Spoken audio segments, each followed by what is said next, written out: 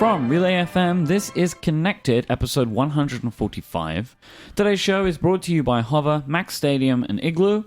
My name is Mike Hurley, and I am joined across the table by Mr. Stephen Hackett. Hello, Stephen Hackett. I am across the table. And Mr. Federico Vitici. Hello. Ciao, Hello. Federico. Ciao. Ciao, five. Federico. Yay! This is the first time we have ever recorded a regular episode of Connected in person. Yeah. Or anything. Never recorded the prompt in person. Because last year, when we were together for the very first time ever, we did RelayCon, and it was a variety Was that fun just hour. a year ago? It was 1 year ago. It feels like It was 10 years. It feels like Feels like a 25 long years time- ago. It feels like a long time ago. So we are in, what do we call this area? Studio B right now, recording? Studio B. Yeah, the B stands for bunk bed. Yep, the Studio Double B, because there's bunk beds in this room in an Airbnb, air bunk and bed. And we should probably get on with the show. So we were talking last time about our wishes predictions for WWDC. Yes. And Rosemary on Twitter, she created a the happyometer graph kind of artwork thing, I guess we'll call it. So I'm going to put that in the show notes so you can take a look. And I figured we should maybe go through and grade if we got our wildest dreams. So, Stephen, would you like to go through some of the results of this? I would love to. I'm just pulling it up here. Okay. So if you remember last week, we each picked from each category: iOS, macOS, hardware, and other. Which is I really struggled descriptive. to name the last category. It wasn't good, but what are you going to do? Grab bag. Yeah. So let's start with we'll go by person. We'll start with Mike. So Mike asked for additional software functionality for the Apple Pencil. I think he kind of got it. There's new stuff the Pencil can do. Yep. You got Siri speaker. Yep. Mostly. It's mostly a speaker that mostly has Siri in it. Yeah. Revised iPad Pro accessories. There's new ones that we didn't have before. We'll talk about them later. Yeah. And then the one that it was in my other, and it was in like my wild category. You win for like wild idea that came true. See Apple start to embrace AR or VR. Yeah. Turns out got both. We'll talk about that later. So I'm really excited about that, actually. Yeah. So that was pretty good. Really, the only thing I got that was mentioned was updated Macs, and Yeah. That's the only one almost that all of them you got have. updated. You didn't really get... I'm looking at this now, like... It didn't do great. No, you didn't do too good. I No. mean, there might be some stuff, I like mean, improvements more to powerful mail. time machine. Like Mail search is better, but I wanted snoozing and stuff. None of that. Right. Time machine. There's a little like to be determined. This is a whole list of sadness, right? Yeah.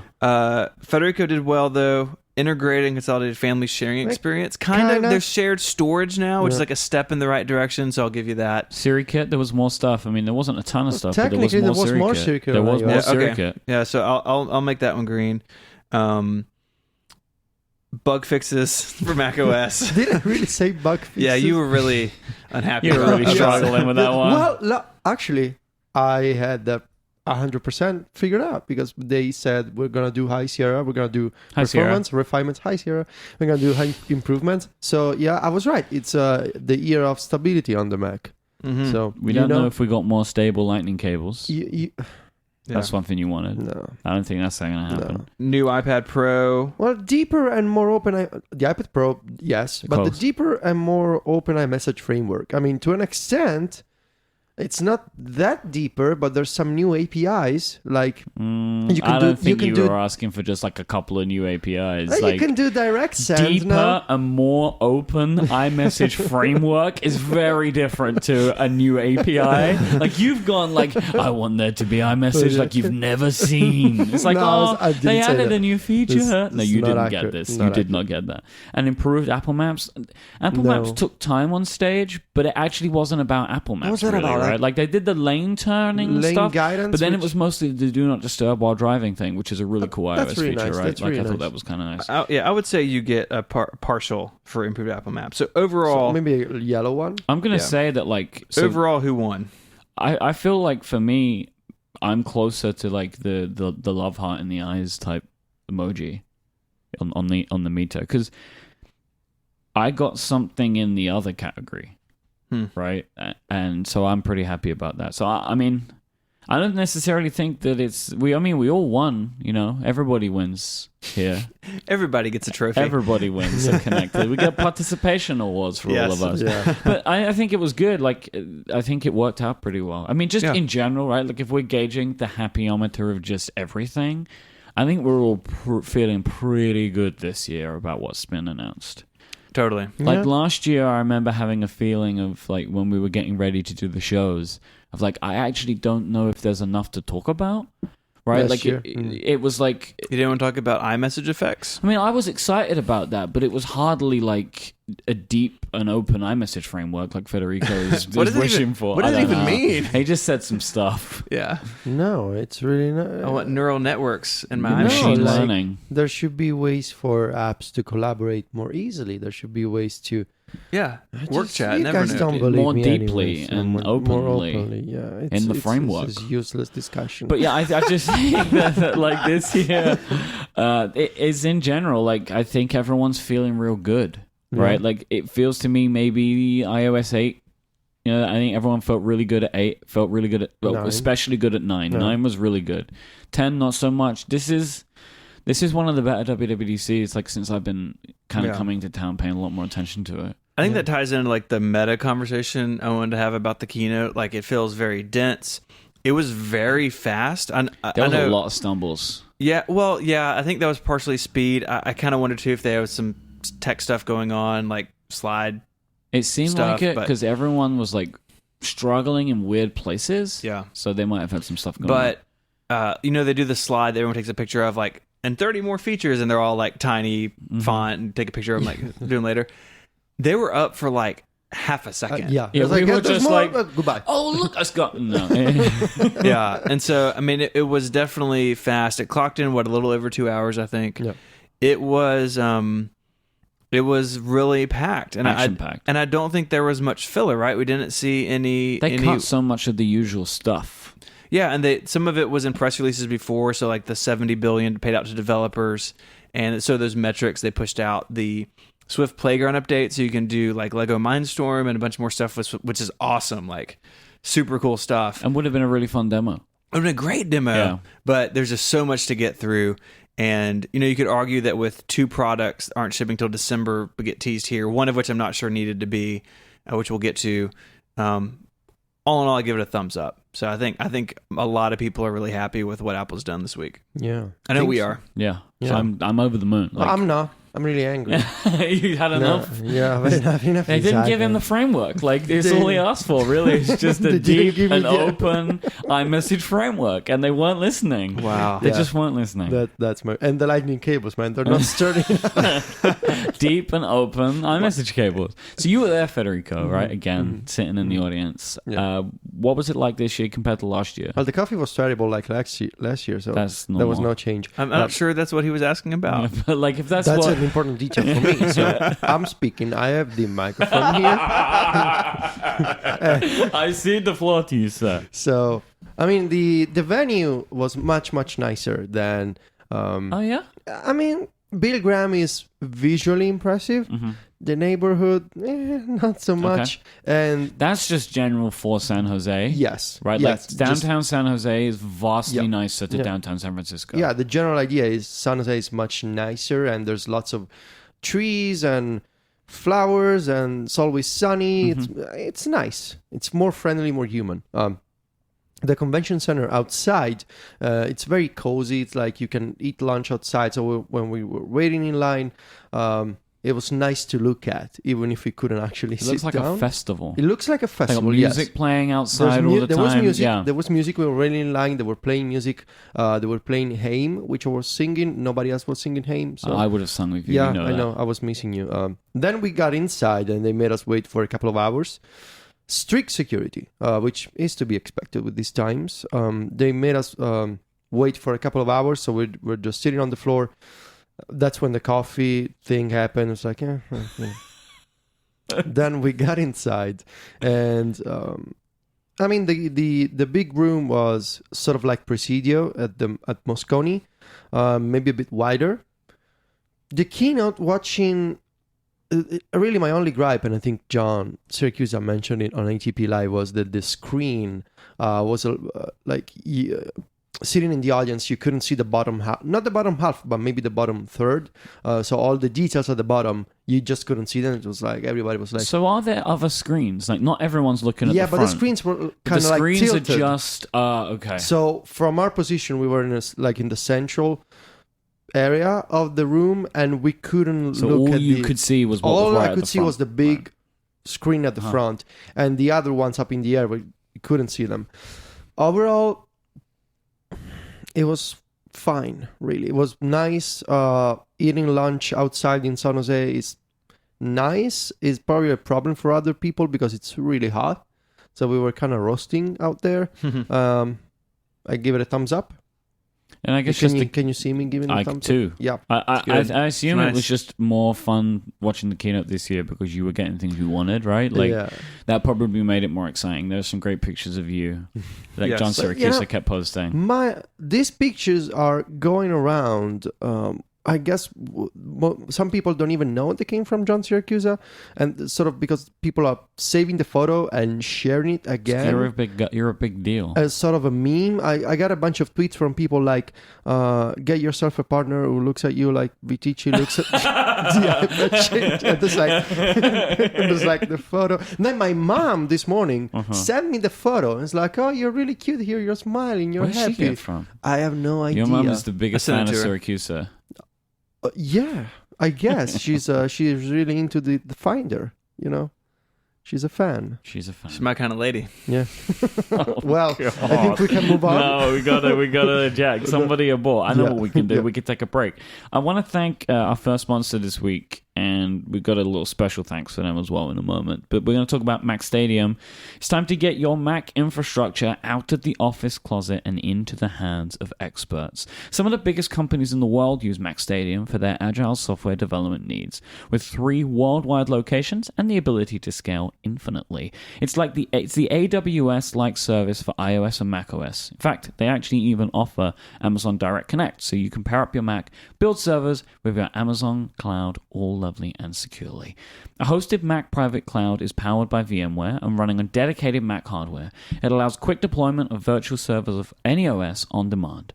Mac Stadium also partners with continuous integration and continuous delivery companies so their customers can have scalable iOS service with great build times. If your current continuous integration company doesn't offer it, ask them to reach out to Mac Stadium. With thousands of other customers around the world, Mac Stadium is the Mac hosting authority. Learn more about them at macstadium.com/relay. So we're big fans of Mac Stadium, so our live streaming server is hosted there. So if you ever listen to us live, it's coming to you from Las Vegas, where we have our Mac Mini. But we also just wanted to thank them. We did a meetup last night that was a fantastic success. Anybody that came to the meetup, we really hope that you enjoyed looking at the quilts. It was really nice. The Italian soda was really good. Federico denies its Italianness, though. It was not really Italian. No. But Mac Stadium helped us with that. They were the sponsor of the event, so we just wanted to extend an extra special thanks for them for helping us put that event on. And I would like to thank Stephen for putting it all together because it was fantastic and all I had to do was show up. So thank you, Mr. Hackett. You're welcome. All right, should we jump into some more of the announcements from the keynote? Yeah. So I thought we could walk through. We're not going to walk through everything. We're not even going to necessarily go in chronological order, but kind of talk about the high points and how we think about it. The nice thing about doing the show on Tuesdays, we've had some time to digest and think.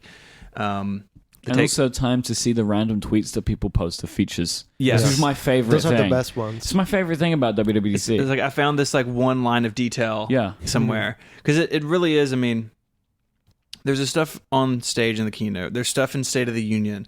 There's stuff in labs. There's stuff in documentation. It takes a while to get to the bottom of it all. Yep. And so there'll be stuff that we're going to get wrong. It's fine. It's day 2, like that happens.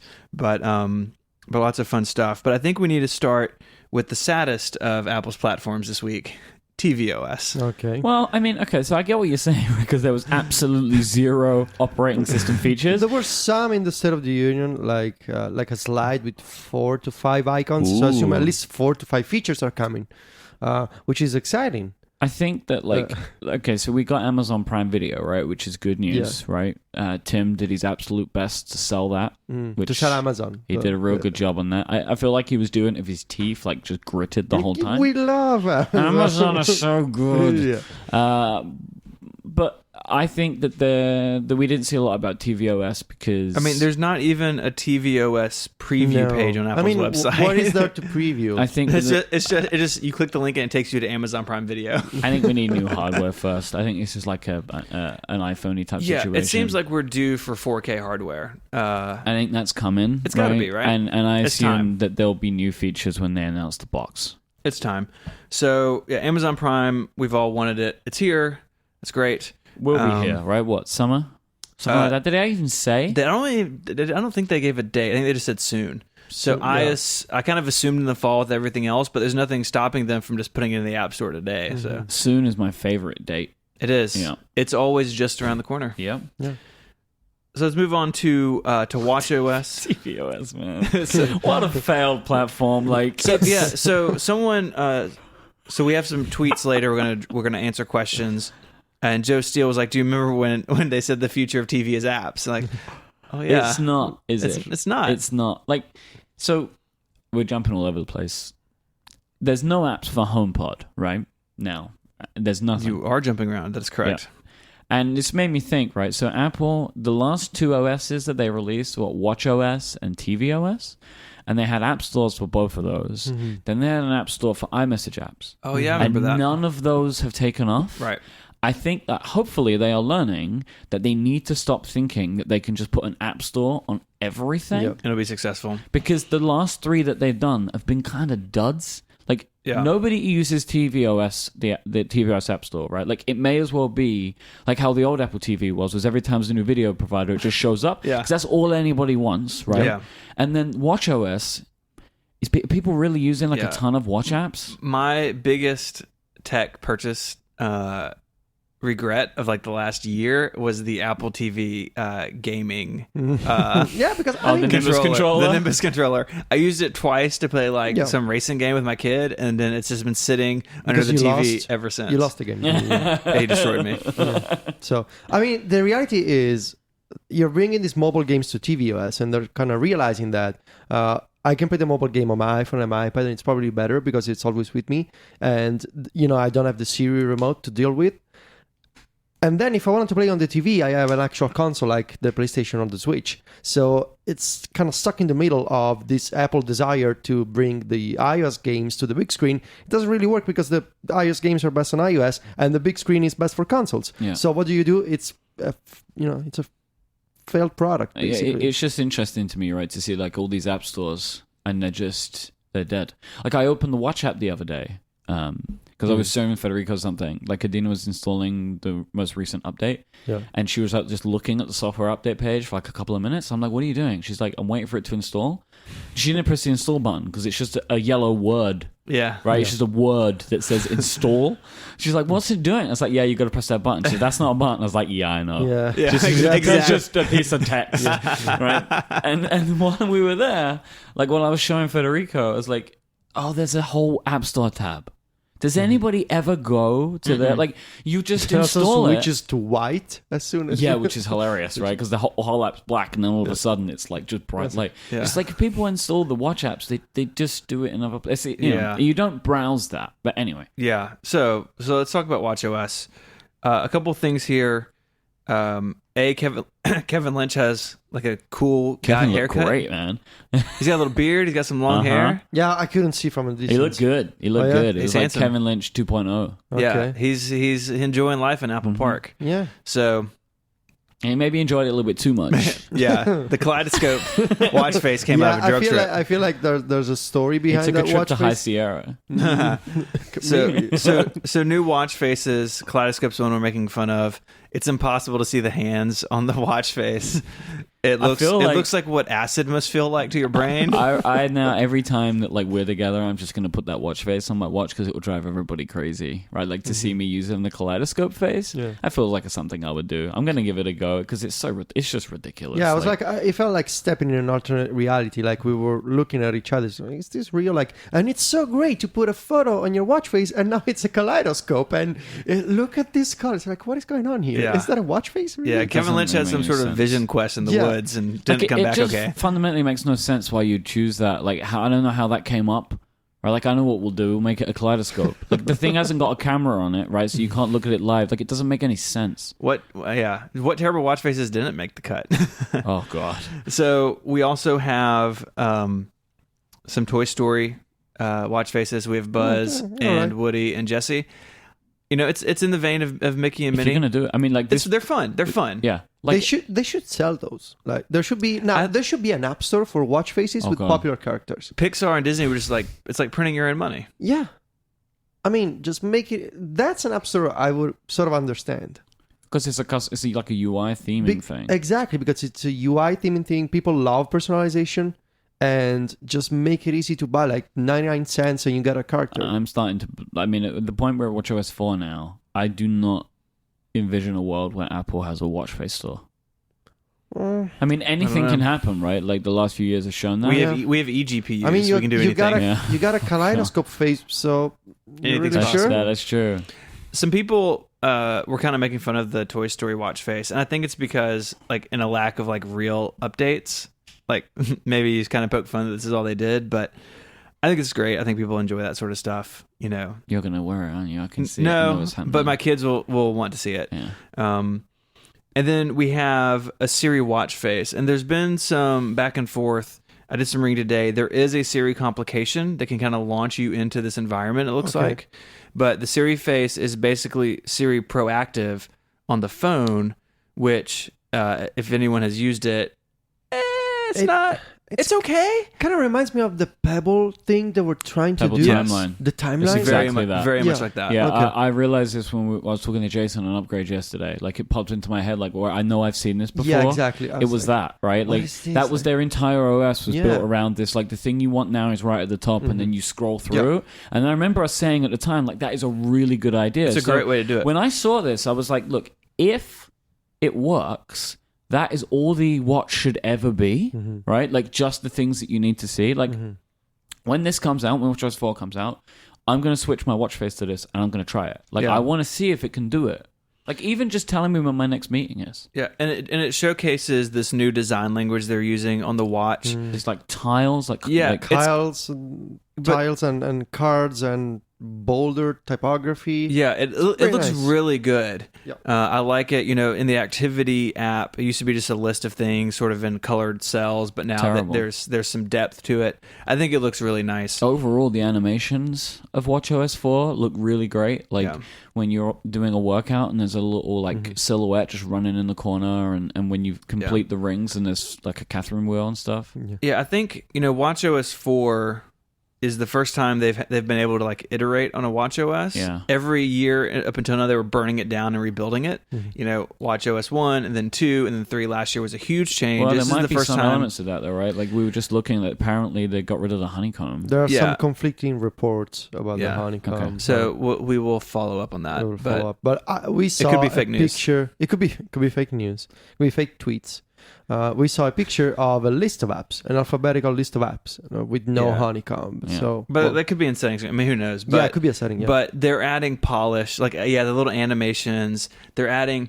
I think the watch should have some whimsy to it because it's a fun device. Like it should have some personality to it. It should feel a little bit alive. Yeah, and they're doing that now. So I really like what they've shown so far of how the OS looks. I think it got just the right amount of time.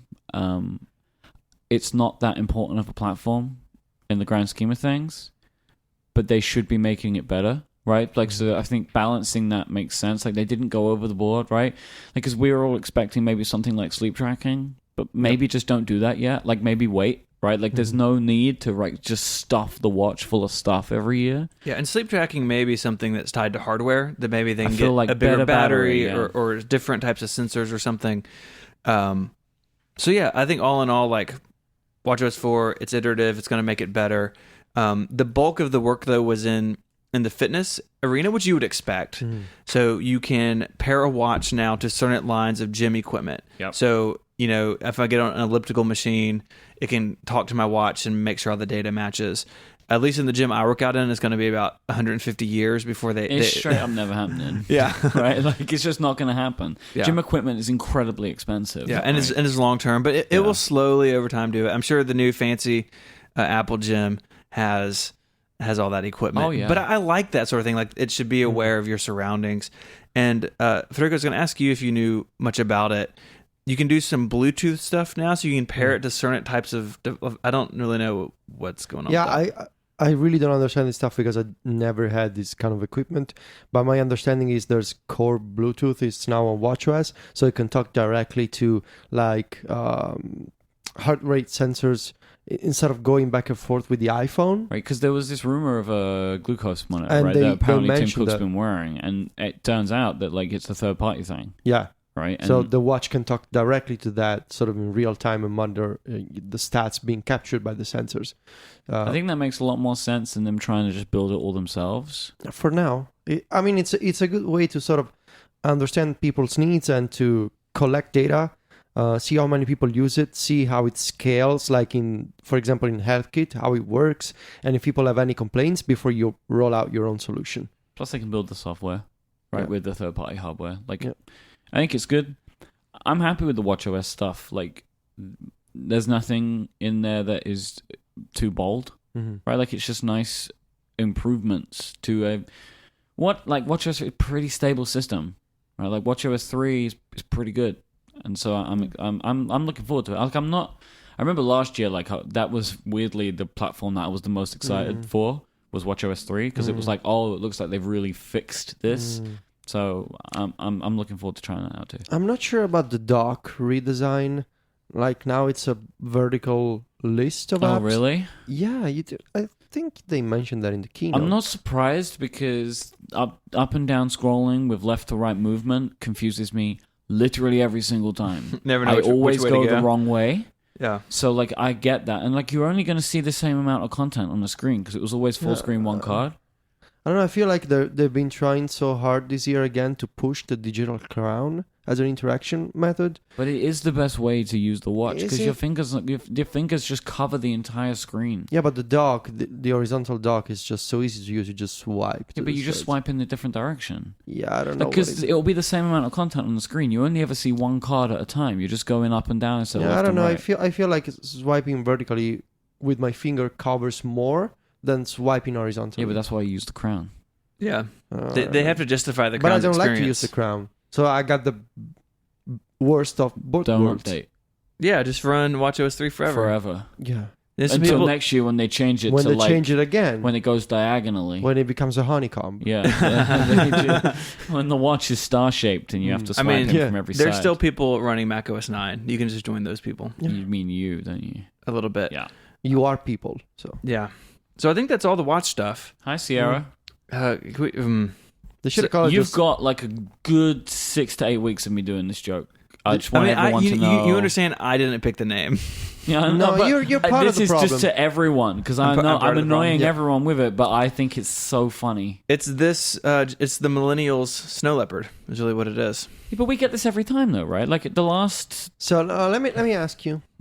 If for listeners, they're both looking at me as if I committed a crime. You Mac folks. Yeah, You've you been Mac. asking... You really alienated some people. You really made some people. You hurt some feelings last week. You were Okay, I making didn't fun mean of Mac. it wasn't good faith. I Making mean, fun you of Mac guys know people. I'm joking every time I do this. He really just uses a Mac. That's all it is. So But it's all right though Some because people- the iPad is a Mac now, right? yeah. Yeah. So we all So love we're each all other good again. now. We're all in the same boat. It's all yeah. So some folks have been asking for a long time to Apple should slow down Yeah. and do another Snow Leopard. So now They've that you done- have they've it, how done it. does it feel? I'm good with it. Okay. Honestly, I mean the name is like super. The name cringe. is ridiculous. The name is terrible. So I did a post last week of terrible macOS names that they could choose This from. is in the app in the list. And I really wish I had put this in the document. If I had guessed this was going to be the name, I mean, I'd retire from blogging. It'd be done. It'd be my crowning achievement. You wouldn't be rich though. Hashtag Stephen was high. That's what we would have done. Right? Hi, Isn't that Stephen. right? Sure. So let's walk through it a little bit. It's quick. It is mostly under the hood stuff. We have APFS, the new file system. I mean, the way it started, like, it didn't start out too good, right? When he come out, he was like, Sierra was awesome. I'm like, here we go, right? Then nothing's happening, right? It's like, do you remember Sierra? Like, they did like a Sierra run through. Yeah. And I was like, We're going to do it again. So the new file system, you can migrate to that. It's the default on new machines. I think a couple of big things, you have H.265 support, so 4K video, better video compression. If you're editing video or storing video or really doing anything that's with... coming across the line. Yeah, right? it's Like coming all across... Yeah. products. Yeah. But on the Mac is where most people do their editing, Sure. as opposed to iOS. So I think video editors are going to get a big boost there. We have Metal 2. So there have been talk... We really don't cover this angle of stuff, but... You know, Vulkan is out there. You have potentially like new OpenGL, but they're doubling down on Metal, which is Apple's. The best way to describe it is a framework It's a deep and open framework for videos, for video development, Right. video development. for game development, for graphics I development. don't even know anymore. Do you know what really annoys me about Metal? Mm. They called the operating system High Sierra. They did not call Metal Heavy Metal. Why would you call it? Like, Federighi sets it up. He's like, and you know what we called it? And I'm like, yeah, it's like Metal 2. I was like, No, really? it's not a music genre. It's like a- you went with High Sierra for your operating system and you couldn't come up with anything better than Metal 2? Yeah. Yeah, Electric the naming Boogaloo. is rough this year. It always actually kind of is always Naming rough. is like it's a crapshoot every It time. is. So with Metal 2, they are bringing AR and VR development to the Mac. So Unreal, the Unreal Engine, a couple others. There's a long list of them.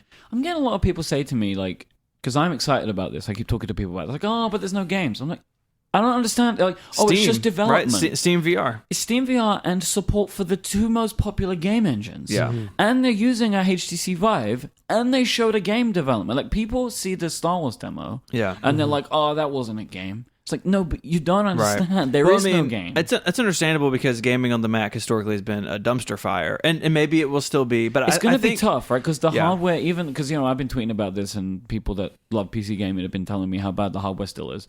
But it's a step. The most important thing is Apple is acknowledging it, Right. and like even like the only development in VR is video games. Like that's where it's focused.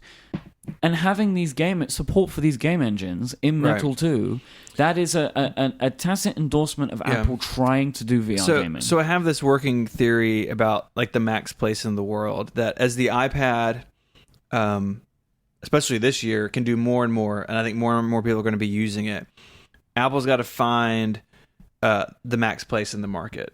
And I think one of those places will continue to be high-end production. And so even if, Mike, you can't really ever strap on a Vive and hook it up to an iMac and game, Apple wants the Mac to have a place in the production of that stuff. Mm-hmm. And I think that's really what this is about. They have some eGPU support. So right now that's only a developer thing. So we have a link in the show notes to a developer page about it. But they're equipping the Mac and equipping developers to use the Mac for this stuff. Whether it takes off or not, I mean, no one knows. They have a lot of ground to make up. They have a lot to do in terms of proving they can do it and stay up to date, right? We've talked about this forever, even with the iPad, of like, what are you doing with your upgrade cycle? All that stuff is super important. So they're making baby steps. We had a question from Rick wanting to know if any external Thunderbolt 3 dock could be used with macOS. Right now, the only really thing Apple has said is in the link in the show notes, there is one by Sonnet that they're supporting only if you're a developer. My assumption is that when High Sierra ships, Hey, what's up? High Sierra finally ships, then maybe anyone could go out and buy it. I'm sure there'll be a limited number. It's all very unknown. This is the coolest thing about this I didn't see, because it was really weird, right? Apple did not at any point acknowledge that the HTC Vive was even on the stage or being used. They didn't say it. And on the like website, it's unlabeled even. On the iMac Pro page, they have it sitting there, in this documentation, so for the external GPU thing, you get a $100 promo credit to a HTC Vive VR headset. Okay. Right, so like this is the first time in all of Apple's website that I found mention to the Vive. Like they're showing pictures of it, but like it's unlabeled and everything. I don't know why, but look, I'm excited about this. There's a lot of question right now, especially with the iMac Pro. Like, what's the Mac Pro? Well, the Mac Pro might be the machine that is built to play VR games, right? Like that might be one of the things that this hardware can be really focused towards, because with gaming, with VR gaming, it requires graphics cards to be changed frequently, right? Like more than every 6 years. Right, and starting in a good place. And Apple, even with the new iMacs and stuff, they're still not top of the line. So my hope now is one of the things that the Mac Pro is for VR games, and that they will really try and embrace the market of people that will be using this stuff by replacing their graphics cards and stuff frequently. But look, the thing is, even if they don't do the best job, I don't care. I was just getting concerned. You have to build a PC? No, well, yeah, that was one. But like just getting concerned for Apple, because there are two realms right now where everybody's moving. All of their competitors, they're going to VR and they're going to home speakers that you can talk to. And it really looked like they were just going to let VR go, and I don't think that was a good idea. Yeah. So I'm pleased to see that they're starting. Yeah, me too. We're getting face data and photos syncing. Again, this wasn't there last year. It's here this year. It's great. I will finally use faces. I have never done it on my iMac. It's a waste of time. It's a literal waste of your time. Because most of the time when I look at photos, I'm on my phone or my iPad. I'm like, oh, right, none of this is here. And then you spend all this time, and you get a new phone next year, you start over again. Yeah. But there's a deeper theme of Apple sort of letting go and letting people sync a bunch of new information into iCloud. So I have a theory about this. So we have HealthKit stuff. We have HealthKit. We have Activity because it's dependent on HealthKit. iMessage. We have Faces with photos. It's sort of a new direction. I have a theory, which is like which is the same thing but from the other side. In the last year, they have found a new way to encrypt this stuff that they didn't have before. Maybe. So it's not that they are making like that they're taking some shortcuts. Sure. Like they landed on something which is letting them do this. Like, and I'm not saying that you're saying they're being unsecure, right? But you've got to choose one of the two, right? That either like you've let up somewhere or you found something new. But it's like all of this stuff at once. But it's, even on principle, it's like the idea of we don't want your data in the cloud. Well, now even if in some new encrypted form, it's still there somewhere. You have it. You're storing it, so you want it. It's something changed, right? You're completely right. Something's changed, and whatever it is, it all changed at once because a ton of stuff that they should have been doing, it's all happening now. I mean, there wasn't a drip free. Yeah, I think it's fantastic. So, like, I'm really pleased about all of this stuff. I mean, because this is what we have been asking for since last year, right? Like, especially on this show, we talk about this. Like, we will give a little to get the functionality. I wonder what the people on the other side think now. Oh, Apple should never do that. I guess I won't be able to understand it, but I want someone to go to these security sessions and sum it up. Like, how are they doing this, right? So, like last year, was it differential privacy or whatever it's called? Like, that was the term that they were using for this thing that they were found. So I assume there is a new term this year with some other type of security stuff. But I do agree. It's like, even if they're anonymizing all this stuff, it's still there. It's yours. It's still somewhere, which they weren't doing before. Yeah, it's your data. It's your heart rate data collected over X months, and it's your messages and it's your photos of faces and information. It's there. I'm happy, but it's definitely a change in even like the ideas that they have. That should we be storing users most private information or not? And the answer now is yes. Because my assumption is Google anonymizes it, right? Sure. Like they don't tie it to you. Sure, so but it's like I wonder what makes Apple's different. If there's a breach and you can see the photo of my house and you can see the photo of my kids, and then you can see the what my heart rate looks like. It's not that anonymous anymore, right? So like, what are they doing? I agree. Like what's happened? I'm very keen to find that out because I think right now we don't really know. All we know is there's been a big change, and it's either in some kind of incredible technology or a policy change. Yeah.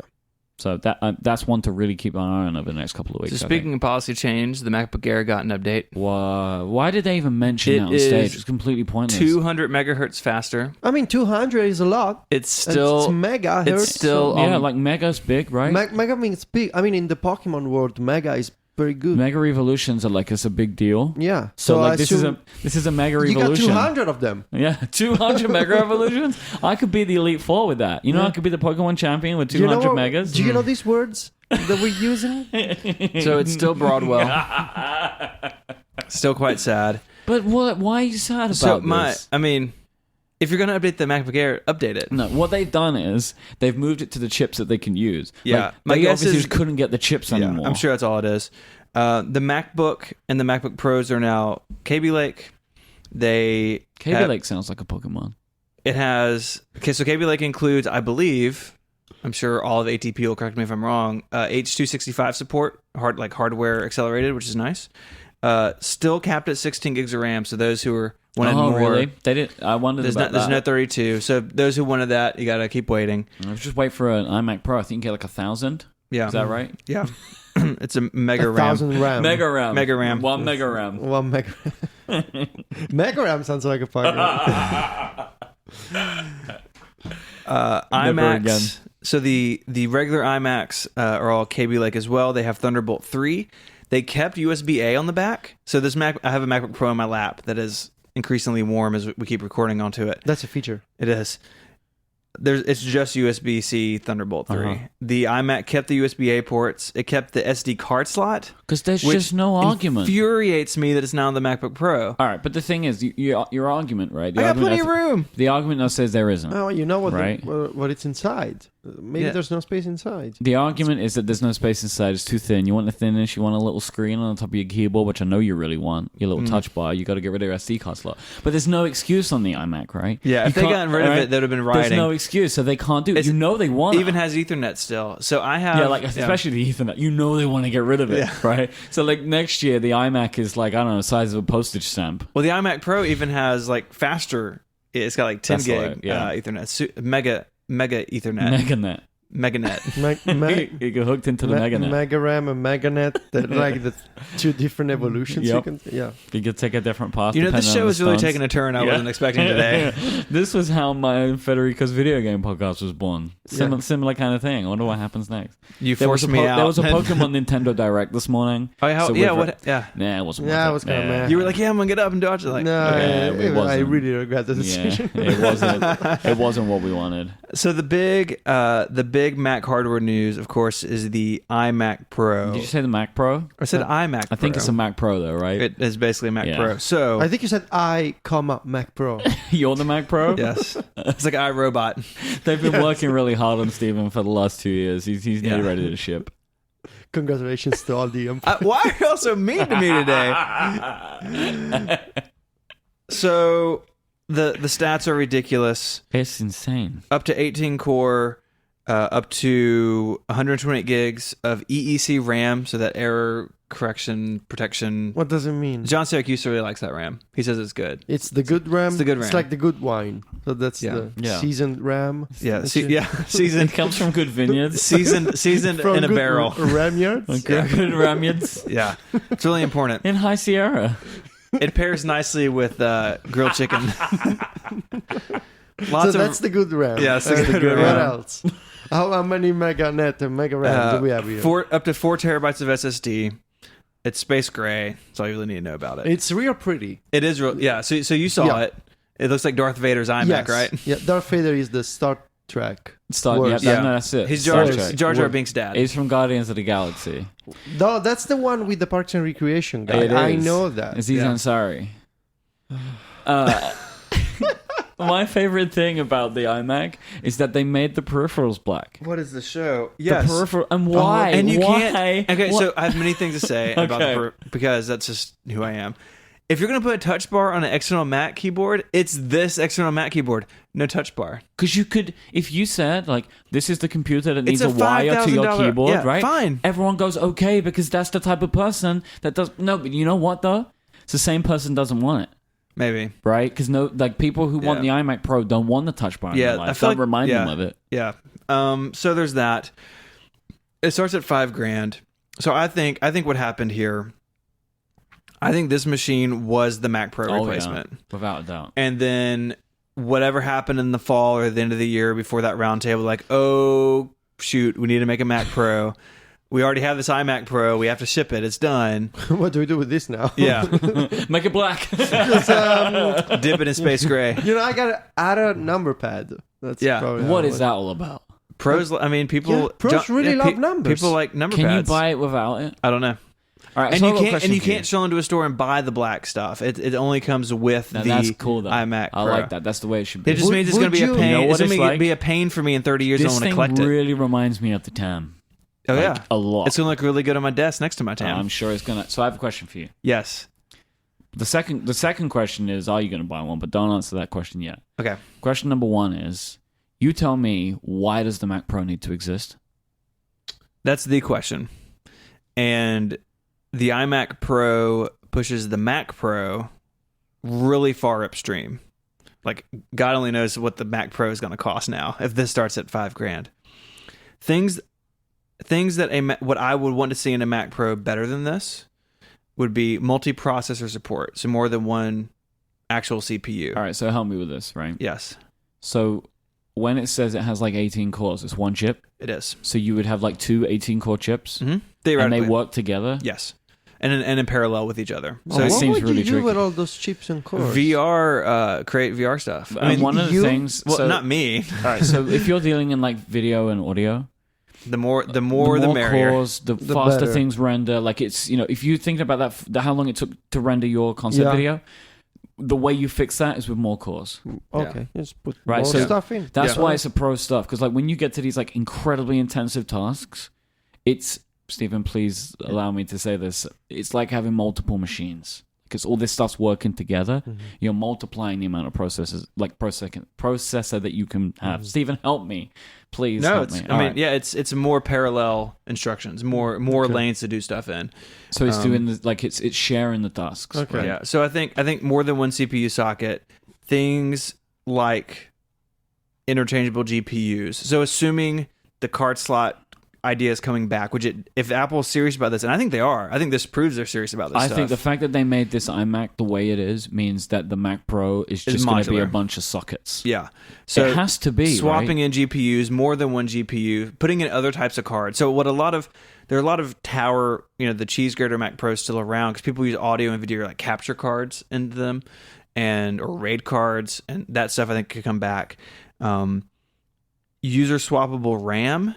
So the RAM in this, and I've gotten this confirmed now. The RAM in the iMac Pro is not soldered to the board. It's in regular slots, but you can't get to it because the iMacs are sealed shut. As it should be, because that thing, I feel like you put your hand in it, it will bite you. Oh yeah, it looks mean. But so you and I have the same iMac. We have the 27-inch 5K iMac. Yep. There's a little RAM drawer on the back, and I can put more RAM in it. So mine's at 32 gigs or whatever the max is. You can't do that here. A Mac Pro would have to have that. What's the maximum amount of RAM this thing can take? The iMac Pro can take 128. That's a lot of RAM. That's all the RAM. That's like It's all of it. That's more than you need, right? Yeah. That's more than... more for what we need. Again, if you're doing VR development or your Pixar, yes, it's kind of the same thing. The more the merrier. But for people, we're professional users, but we're not like hardcore professional users. I don't need that. Right, because as well, like the amount of time that things take to happen for me, like it's time that you can wait. Right. Like it's not... And for the stuff that you do and I do, CPU is more important. So the question is, who is this machine for? I think it's for people like us, or people like full-time video editors, people who, want more but don't necessarily need the horsepower is important to them, the raw power of the thing, but not necessarily like the expandability, if that makes sense. Right. And I think there's a band of users in there. I don't know how big it is. What this does do is whatever pro hardware market they had, they've now split between two machines. But how did they make this, right? Because they haven't changed its physical size of the case, which I'm a little worried about. Why didn't they just make it a little bit thicker? I wish it was thicker. Why'd they make it so hard on them? Like, well, yeah. I'm afraid it's like a Mac Pro situation. Like, we made this cool thing and we can't ever update it. So it was at ATP last night, right? And John Syracuse is like, talk about a thermal corner. You've just made another one. Right, that's a risk, right? Yep. They're doing it again. Mm-hmm. Like the Mac Pro failed because they were too ambitious. Right. I feel like they're being too ambitious again. So this thing has a new intake. So the photos of it, there's like this huge intake on the back of it. I loved it. That was like the first detail that they showed in the video. Yeah. It was like all these exhaust holes. Yeah. And they're proud of them. They're moving like 80% more air than in the 5K iMac. So we'll see how it goes. I just find it really weird that they didn't make it a little bit bigger. Because like that back plate, right? So that's not a standard part anymore because they've had to put all these holes in it. So it's not like it was a case of it saves money because we use the same parts. Right. Notice I get a guy with a drill and beep. he just walks along the line, just sticking it in there. Yeah. Like, that's how manufacturing I works. think that's how it works. It's a guy with a battery. They just get one of those little robots. But like this is like can't innovate anymore, right? Like it's that thing again. This is a very impressive piece of hardware engineering. I'm just worried that they've backed themselves into a situation again that they're going to struggle to get back out of. Yeah. I really hope that when the development of this machine started, they knew the Mac Pro was suffering. Yeah. Right? So like they knew why. Yeah. But like this thing, I mean, it looks incredible. Are you interested in it? I am interested in it. So I'm really happy with my 5K iMac. I think I've got several more years where it's going to meet my needs. Mm-hmm. But I think at the point where it doesn't, I would look at an iMac Pro versus a Mac Pro and see what makes sense for me. At this point, if they were both, say the Mac Pro I just described with modularity, that's out and this is out. I really like the all-in-one design. I like that it's clean and easy to set up. I don't necessarily... It takes one space on the desk. I'm not gaming, so I'm not as interested in changing out GPUs, over the course of the life of a machine. So... But I think all in all, Apple is giving pro Mac users options, and I think that's what we wanted, and I think that's what they're slowly doing. I would only look at this seriously, like if there was a really good VR game, a really good VR story to tell of it, like it could handle it. It looks like it would be a bad decision to go for this machine because it seems like it's a little underpowered now compared to what's happening in the PC world. So you would buy it now and have it for 5 years, and by that time, then you can't open it. Yeah, but I think for my use, it probably makes sense to wait for a Mac Pro. Like, because if the Mac Pro really does what I want it to do, which is that I can put some good stuff in there for VR games, like that's what I want, right? Because I've been thinking recently about buying a PC because I want to play an Oculus or a Vive. Like I want the top tier of VR gaming. And you just can't do it with anything that's on the market from Apple right now. I mean, and you kind of still can't, even with this thing. So all of this today feels like a tacit endorsement of the fact that over the last couple of days, is like a tacit endorsement of the fact that the Mac Pro will be focused partly towards VR gaming. I think so. Because if they just released this iMac Pro with all the same guts without a screen on it, that's like, what are you doing? Yeah. So I hope that they're going to take the really high ground. Yeah. So I think that's the Mac stuff. For all in all, in a year where the iPad, which we're going to talk about, had so much attention and so much great stuff happen, like they did well with the Mac too. I felt like it was pretty balanced in that regard. That they're moving both of their computing platforms forward. Maybe tvOS paid the price, but who cares? Yeah. All right, let's take a break. I'll tell you about Hover.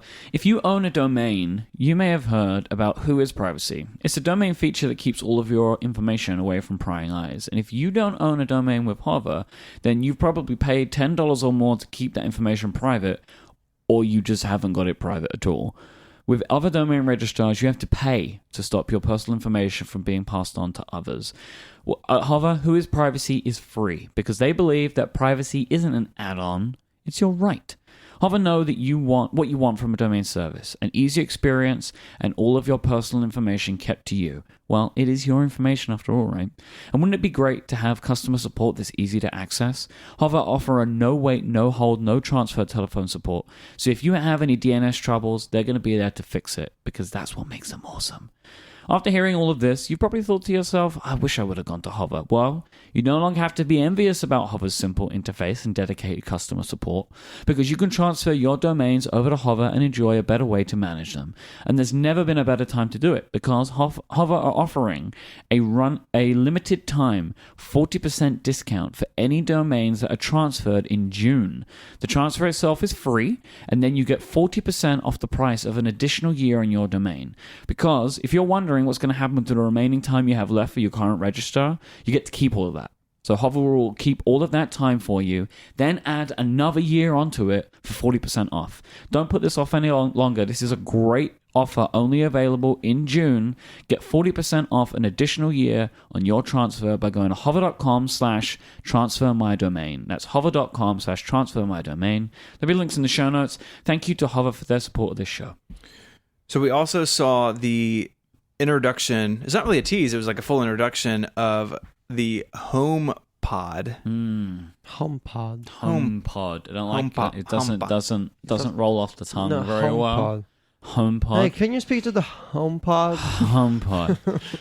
If it was called the Pomehod, that would be way better, but it doesn't make any sense. Pomehod, like if you just swap the P and the H Or around. just The or like Pomehod? Siri Home. But so is an iPhone speaker the size of a bottle of water? It's like the size of it's like as tall as a 7 Plus or something. It's Yeah. No, it's actually... it looks very small. No, it's not. It's actually taller and chunkier than it looks from the photos. Oh, you're saying It's more like my guess. I mean, I haven't actually measured with tape, but I think it's... get on it. What's wrong I with think you? it's You were actually... in the hands-on I'm area? sorry. I think it's actually a little taller and a little fatter than the Sonos Play One. Yeah, the one's like the cylinder type It's deal. chunkier. So it's got a little junk in It's the got a trunk. little action going on. Yeah.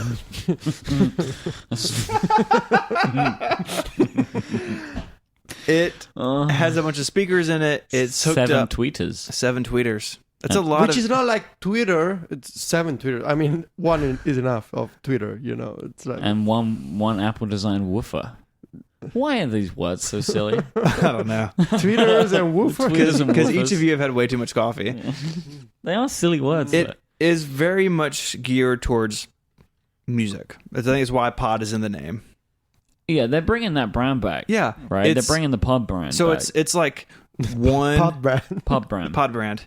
It's like one with Apple Music. Yeah. It's all built into Apple Music. Mhm. Most of the voice control stuff is around music. Mm-hmm. This is very much a music product. And I said it on Clockwise earlier. Apple always says that music's like really close to the heart of the company. Companies don't have hearts. But it is important to them. And I always get the sense like they're passionate about the music products that they get to introduce. Yeah, I'm wondering about this. Like, did they want to make a music speaker, or did they want to make a Siri speaker but couldn't, and then they made it a music speaker? My idea is they maybe wanted to make a Siri speaker, but they didn't. Siri's not good enough. Siri is not good enough. They Like, didn't. I don't mean like Siri the service, a Siri kit. Yeah, Siri they did- Kit is not Siri advanced Kit is enough. not as flexible or as open as they would like them to be. So they went with a different angle. Let's sell the music aspect, which is ready to go. It's got Apple Music. We got millions of subscribers. They Everybody's got a happy. musicologist. It's a musicologist, which Yep. is a very fun word to say. Better than HomePod. HomePod. Hey, can you talk to musicologist? Yeah, it's kind of cool.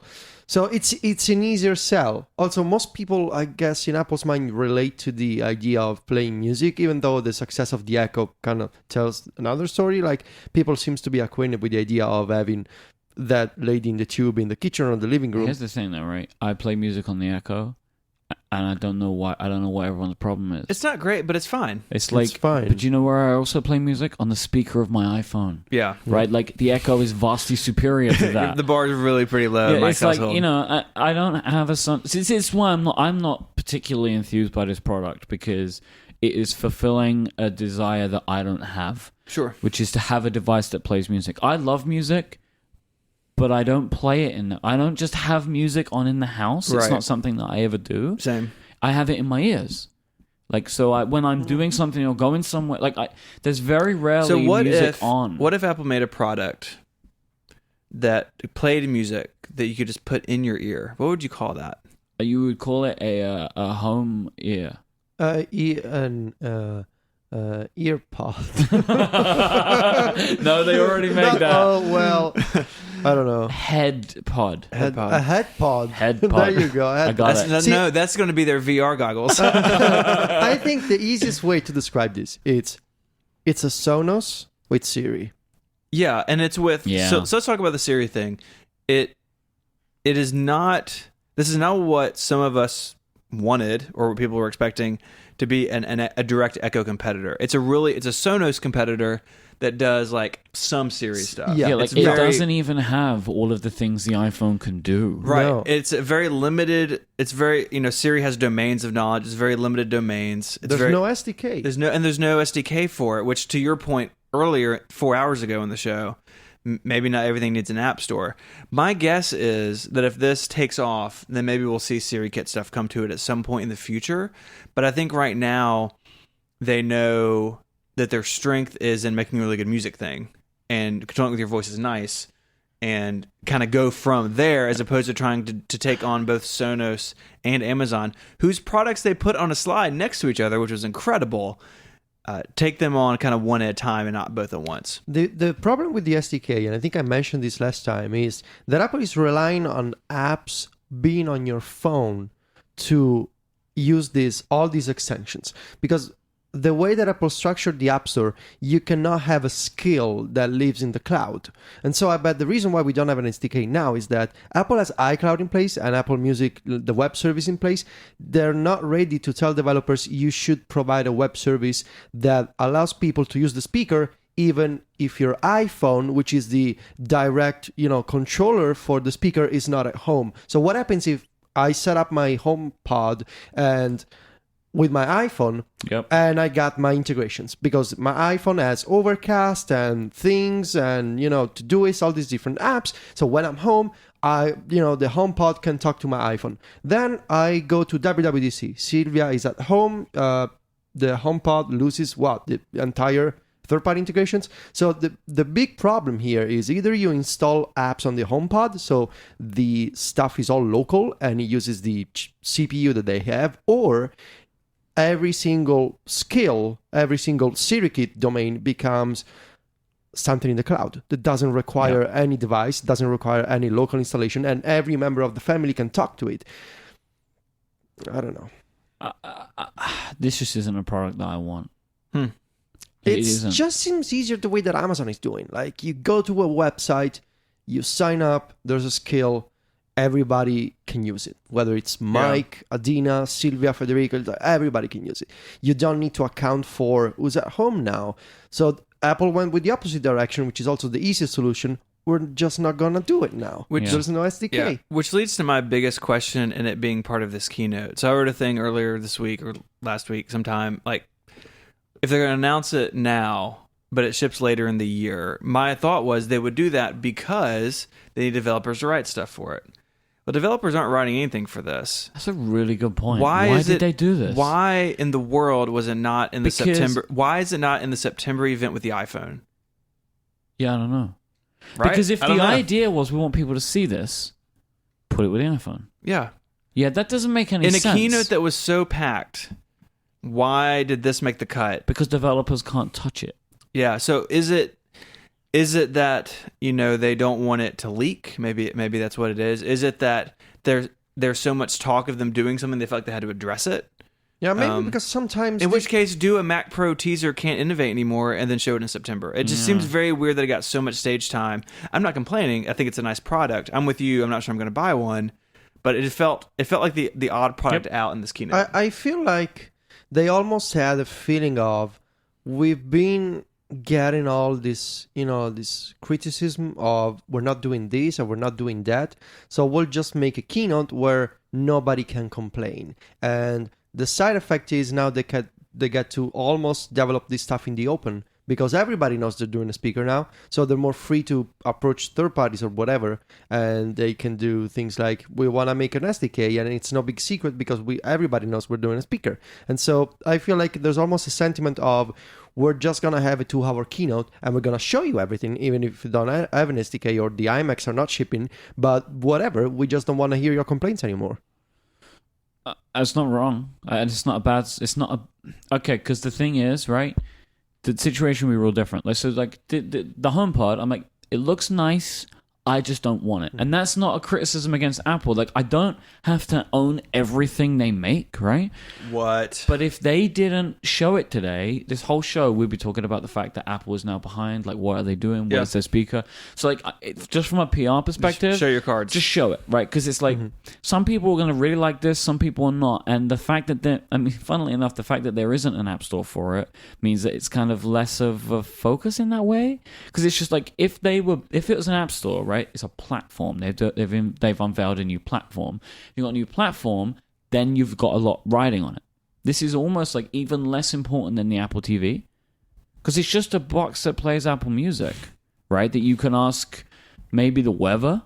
It's also musicologist, so. But you know what I mean? Because it just feels like it's less stakes, which means that they can show it off today and it not be maybe everything that to all people, but it's less. There's less table stakes. Yeah, so I think I think it will do well for people who want this sort of thing. For people who aren't interested in an Echo, maybe for privacy reasons, maybe they want something that's going to be in the Apple ecosystem. Like, I think it will do well. $349 makes it competitive with stuff like the Sonos. It's interesting to remember that Sonos is the only third-party service that has Apple Music in it. Apple and Sonos clearly are partners at some point, and now they're gunning for them on their WWDC keynote slide deck. I mean, they're selling Sonos in the Apple stores. For now. I wonder if it goes away. That stops now. Right, Yeah. that's stopping. Like, there's no way that December comes that you'll be able to go in and buy. I mean, Yeah, they're going to want to start getting rid of Bluetooth speakers. Yeah, this feels like at least to me, like some kind of betrayal. Like, hey, yeah, we'll have you in the Apple Store. Yeah, we'll do the Apple Music integration. I mean, when you make a deal with a company the size of Apple, you got to be prepared. But isn't Sonos working with Amazon? yes, So maybe they've shifted, or the landscape has changed. Clearly, there's tension between Apple and Amazon in the past. So should we start the countdown clock on Sonos? I kind of feel like it's time. It does feel like you know, the assassination of Caesar in the Roman times at too brutal. Yeah, it feels like. It feels like that. That's really that's heavy. Yeah, it's quite heavy. Did you say A2 Apple? A2 Apple. Eddie Q stabbed you in the back. So I don't know. It's like, it's fine. Sure. I agree with you. I'm not sure this is for me. Partially because for streaming music, we're a Spotify family. We have Spotify hooked up to the Echo. It's great. And we listen to a lot of podcasts. And now they announced AirPlay 2. It's very hand-wavy at this point. If you can AirPlay from this to another device or to it, or it has Bluetooth support, no one really knows yet. But I don't, as a non-Apple Music subscriber, that's a big ding on this right out of the bat. Question for both of you. You both pre-ordered an Echo Show. We did. Does it stay? Yeah. I think so. Yeah, I'm not canceling my pre-order. I mean, also we should say it's coming out in December in the US, UK, and Australia. So yeah, but I mean, Echo Show's not coming out in Italy, but you're still getting one. Yeah, but John is shipping. Yeah, I know. But I mean, it's like I'm just saying, like a similar deal. But like, yeah, but I get it now, and I want my toys now. Yeah, I don't want to wait 6 months. No. We're talking. No, I get it. I want to play with it, so I wanna get it. I still don't think I want it. Like, the Echo Show doesn't appeal to me. Like, I got it mostly to see what it's like for the show. Whether it sticks around or not is a big question. I just don't know if I'm not canceling my pre-order. I have so many screens in my house. That's what my wife. I think we talked about this. That's what Mary says. She's like, she doesn't want a screen in the kitchen. She likes that the Echo is just background. I really just don't think it's necessary. Like, for me, like, I just don't think it's a necessary feature. But I'm willing to see. I mean, this was kind of how I felt about the Echo in the first place. So yeah. I'm keeping an open mind. And this comes on the hill of Phil Schiller throwing shade at these devices that don't have screens, and then he released one that doesn't have a screen. And so I could see a path in the future that Apple adds. God, I hadn't thought of that. Apple adds a screen to the HomePod. It becomes the TV pod, screen pod, display pod. I'm running out of pods. And that's when SiriKit comes to it. And that is like this whole thing. But yeah, it's all very strange. I like that they're doing a music thing. That's really, I agree with you. It's probably not for me. So that is HomePod. That's HomePod. So we're going to talk about iOS 11 and, of course, the iPad. I thought we could talk about iOS 11 itself first and stuff that's coming to both the phone and the iPad and the iPod Touch. Remember that thing? And then we'll take a break and we'll talk about the iPad stuff. All right, So Apple Music everywhere, right? Everything looks like Apple Music. yeah, so Yeah. New design, bold text. It's really clean. I'm a fan. I like Bold it. text, big artwork. Big artwork and big title bars. Like Yeah. they look empty. And I wonder, I'm gonna say now here, if that empty space is for the camera cutout.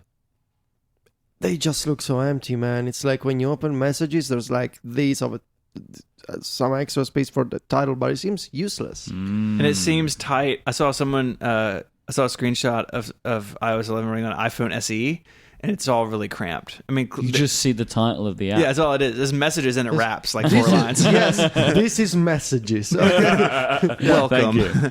So a lot of scrolling. The App Store looks like Apple App Store Music looks now. fantastic. Yeah. There's does. a big push on editorial content. So there is an app of the day, there's a game of the day, and then there's app lists. And so right now, if you're featured on the App Store, you're one of 40 in a collection, right? Or you're in that rotating banner at the top of 5 or 6. Now, if you're the app of the day, you are quite literally front and center on the App Store. Yeah, That's those lists still exist on the individual apps and games tab, but they have this like overall big one where they can make some big feature. That's a big promise from Apple. It's to a sort of, huge, that's a big we're gonna undertaking. have stories. We're gonna have interviews with developers. We're gonna have tips and tricks. We're gonna have videos. It's a lot of content to create. And I mean, I guess during the beta process, we won't see the daily stuff. I will assume we will get like a handful of those just as a test. But then when September comes and this stuff launches, you gotta keep up with this. Whether it's new apps or new games. Maybe you want to put the spotlight on older titles. But it's still a lot of content to create on a daily basis and to put it on the front page to make sure it rolls out internationally. I mean, the App Store, if you look at the Italian App Store at least, there's not a lot of curation going on. So I wonder if this is... BlaBlaCar every day. Yeah, Yeah. I mean, we're just gonna... all blah blah all all the time. blah blah all the time. And I just wonder, can you do this on a regular basis? I mean, sure, if you got the people... And apps are coming out all the time, so that's no problem. Games are coming out, and that's no problem. But you gotta But write the that's a big team. You gotta need a write big the team. content. Yeah. You gotta come up with all the things that you've shown. That's it. It looks fantastic. So Monument Valley, man. yeah, What a surprise. What a surprise, right? I bought it in your hotel room during the keynote. Yeah, on I my bought, iPad. I'm saving it for the plane ride home. Yeah, me too. Does it matter the location where you bought it? Like, where did you buy it? I bought it in the hotel room.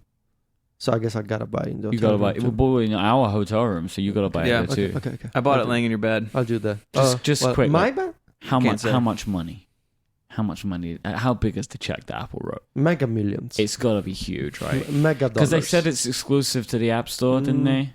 And like, do you remember that picture of Tim Cook with the Us2 team? Yeah. Like, this is. This is the game that was featured on House of Cards. I mean, Yeah, I'm they've not- had a lot of high profile. I'm not 100% sure why they have done this and like why they made it a thing of the keynote, but like, I'm really excited about it. It was, I think, a reminder that the App Store, the iOS App Store, still has like a level up on the Google Play Store. And, like, Apple can still demand these exclusives. Yeah, especially to the developer audience, right? Like the Right. people sitting in that room. Hey, you go iOS first or iOS only.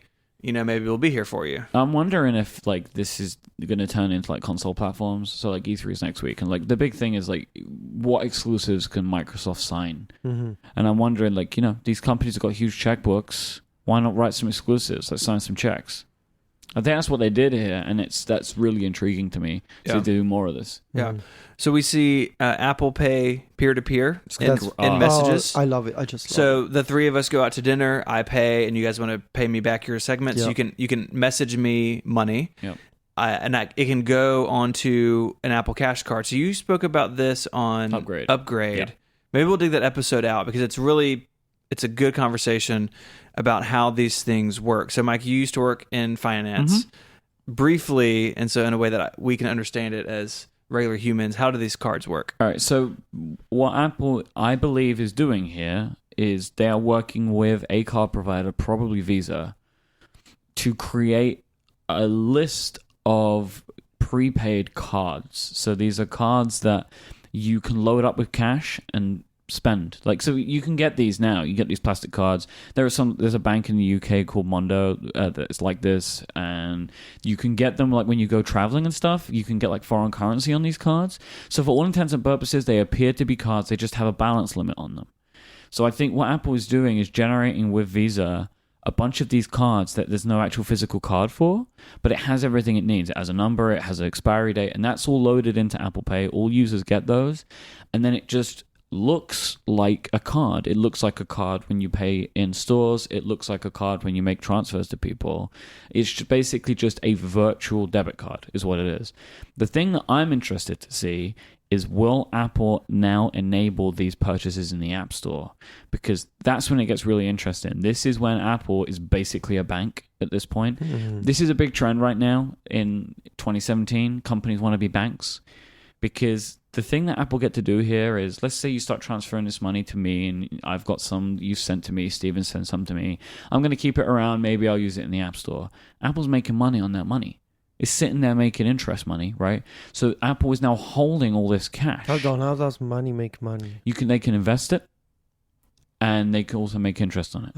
What they'll be doing is taking that money. Like PayPal charges you a fee, but Dwala holds your money for 3 days. That's a bank. This is what I'm saying. Yeah. Right. So this is why Okay. when this was first rumored, Recode had this report weeks ago. This is likely to very much upset Apple's banking partners for Apple Pay. This is a real big, risky move they're making here, because what Apple is saying is, your card is now redundant because we have our own, and people can pay with it in stores and they can pay with it in our store. But what Apple's do is take this money, they're holding it, they make money on it, and then if you put it back into their store again, that's even more money with no fees. It's very interesting. This is a big play from Apple, to the point where, like, in 3 or 4 years, this might be where your money goes.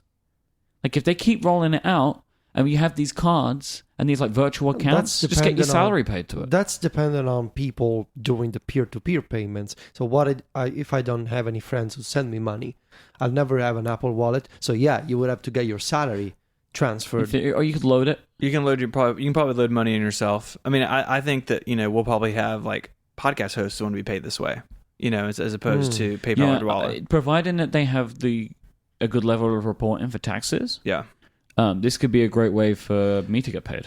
Yeah. To cut PayPal out. Yeah, and that I could do it, as a business and have my business account. I mean, there's questions there.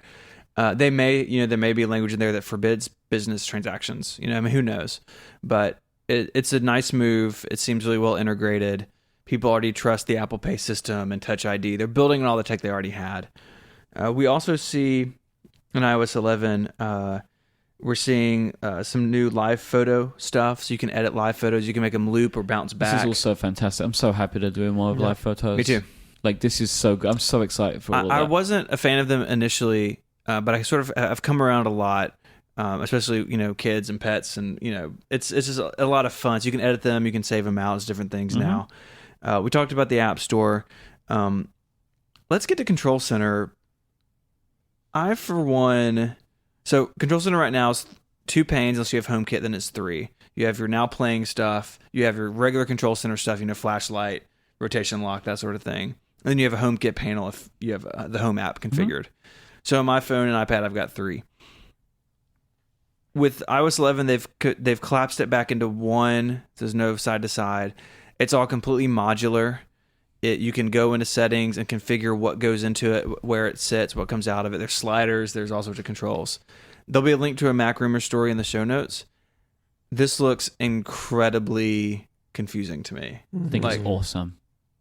I think it's so cool. I love the way it looks. And I love the fact that there's so many things I can do in it. I think it's fantastic. I like the customization, but I feel like, everyone's Control Center is going to be different. It's like when someone asks you, how do I turn my flashlight on? You're like, well, see me, it's really easy now. It's going to be harder in the new one, but yeah, I'm not a fan of how it looks, and I think that some of the labels and stuff, you're kind of going to have to know what they are, because so many more things can be surfaced into it. There's a full Apple TV remote in Control Center now. Yeah. Right now, now if you have the Apple TV remote installed and you like pan on the Apple Siri remote to a text input. You get a push notification on your phone, and you can type right to it's really nice. Like, I like them making the iPhone and iPad a better Apple TV remote because the Apple TV remote stinks. I don't know how I feel about Control Center. I think I love the customization. I'm not sure about the UI, probably because it's beta 1. I bet it's gonna change. Usually we got this kind of UI refinements throughout the summer. I love the idea of, here you go, you have multiple blocks. It's kind of like Lego for shortcuts. You can sort of mix and match the ones that you need the most, and you kind of have your own placements, and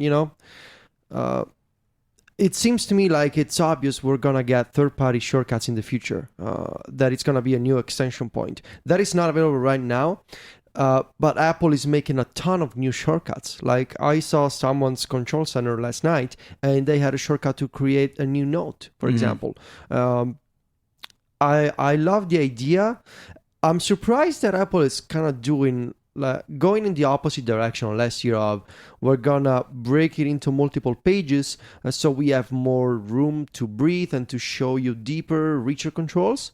And now they're sort of gone back to, it's a single dashboard, with all these widgets. I'm surprised you're not looking at me right now, Steven. I'm saying words that should catch your interest. I'm just trying to catch my breath. Just really keep it together. Keep it together. Yeah, it is widgety. It is widgety, and it's very different from last year, where it's so elegant, it's so pretty, and it's on multiple pages. You can swipe. Now it's, you know what, just make a single page and a bunch of buttons. Yeah. This is my aesthetic. I love it. I think I would like it too, and especially how you can open like the contextual windows from last year. We got those especially in the HomeKit page of Control Center, where you can press to open the intensity adjustment UI for lights, colors. So you had these contextual windows inside of Control Center. Now they are pop-ups in the single page. So like the music player becomes a bigger one with the artwork and with the progress bar. I like it. All relying on 3D touch. Yeah, you can turn like personal 3D hotspot touch on and off. Like it's like there's some weird long press stuff on the iPad now. Like but it was last year. There's way more of it. Like I know you can do it, but like it's everywhere. I maybe mean, the new iPad Pro will. Oh no, it won't support. They're not going to do it. It's too difficult. It's far too difficult. But long press is kind of solving the problem. Yeah, Broken Flows on Twitter had asked, do you think we'll see third-party apps in this? And I agree with you, Federico. Course, I think it definitely will. Not yet. Not yet, because if this works, if the people don't sort of grab their pitchforks because Control Center is different.